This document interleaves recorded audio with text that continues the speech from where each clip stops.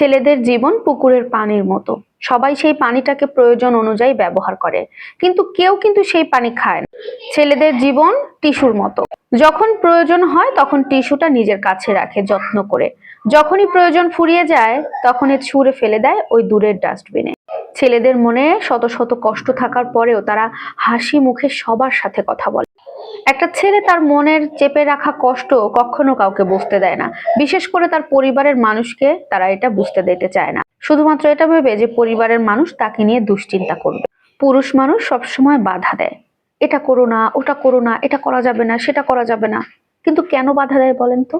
কারণ একটাই, পুরুষ মানুষ কখনো বেটার কাউকে খোঁজে না।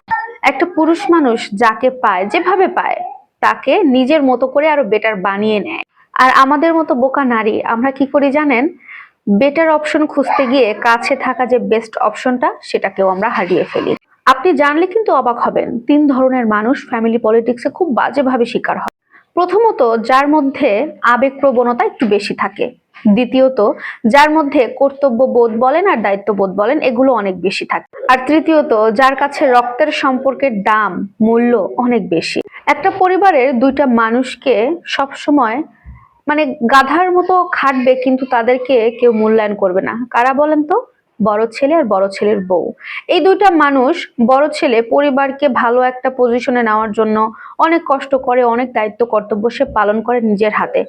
আবার একইভাবে বাড়ির বড় ছেলের বউ কিন্তু পরিবারের যথেষ্ট কাজকর্মগুলো সে নিজে হাতে করে একটা পরিবারকে সুন্দরভাবে বড় করে তোলার জন্য।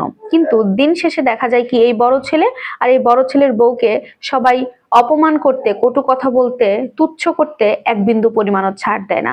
সবাই তখন তাদের এই প্রতিদানগুলো নিমিষের মধ্যে ভুলে যায়। একটা সত্য কথা কি জানেন? সৎ লোকের শত্রু বেশি, অসৎ লোকের শক্তি বেশি, হারামে আরাম বেশি, আর হালাল পথে কষ্ট অনেক বেশি। মিথ্যা কথায় মধু বেশি, আর সত্য কথায় তিতা অনেক বেশি। একটা কথা সবসময় মাথায় রাখবেন, মানুষ আপনাকে যতই কটু কথা বলুক, মানুষ আপনাকে যতই অপমান করুক, আপনাকে দমিয়ে রাখার চেষ্টা করুক, একটা কথাই শুধু মনে রাখবেন, আপনি থামবেন না। আপনি কখনো থামবেন না। তারা আপনাকে অপমান করে আপনাকে তুচ্ছ বানিয়ে ফেলুক, কিন্তু আপনাকে যেন থামাতে না পারে। কেন জানেন? কারণ ওই মানুষগুলোর একমাত্র লক্ষ্য কিন্তু আপনাকে থামিয়ে ফেলা, আপনার লক্ষ্যে পৌঁছাতে না দেওয়া। তাই মানুষ কে বললো, কে কি বলতেছে না করতেছে, এগুলোর দিকে চোখ না দিয়ে নিজের গতিতে নিজের পথে চলতে থাকুন। ইনশাল্লাহ আপনি কিন্তু সফল হবেন, ইনশাল্লাহ অবশ্যই। ছোটবেলায় কিন্তু আমরা সবাই এই ব্যাপারটা শিখি যে যদি তুমি অন্য কারোর ক্ষতি না করো, অন্য কাউকে না ডিস্টার্ব করো, তাহলে সে তোমার কখনো ক্ষতি করবে না। এটা কিন্তু আমরা ছোটবেলায় শুনেছি বা শিখেছি। কিন্তু বড় হওয়ার পরে কিন্তু সম্পূর্ণ উল্টো ব্যাপারটা ঘটে। আপনি যার ভালো করবেন, যার ভালো চাইবেন, দিন শেষে দেখা যায় কেন যেন সেই মানুষটাই আপনার ক্ষতি করবে, পিছন থেকে আপনাকে ছুরি মারবে। এইটাই আমাদের কঠিন বাস্তবতা।